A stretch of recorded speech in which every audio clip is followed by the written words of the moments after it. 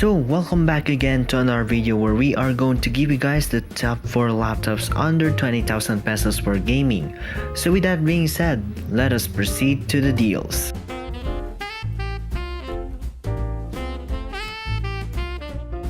So we are actually limited to what we can actually get in this segment. But for the first one, we have the Lenovo G4045. So you previously seen on the summer deal that this one is a capable gaming laptop with the R5 M230 GPU, the A6-6310, 2GB of RAM and a 500GB hard drive for $15,999. On to the next one, we have the Lenovo Ideapad 330. So this laptop is really okay for basic gaming because this one only uses the Intel Celeron N4100.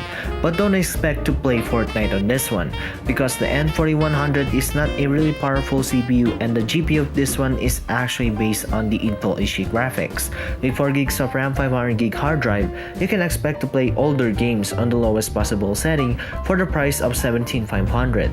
On the next one, we have the Lenovo Ideapad 330 Onyx Black. So this one is a really great laptop that you should actually get.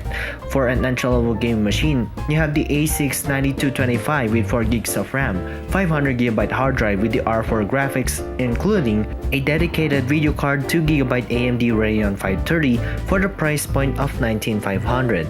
And last but not least, for just exactly $20,000, we have the same specification, right? Well, it is an AMD machine. The Dell Inspiron 3565 is a really great gaming laptop with the AMD A6-9225. You have 4GB of RAM, 500GB hard drive with the R4 graphics inside.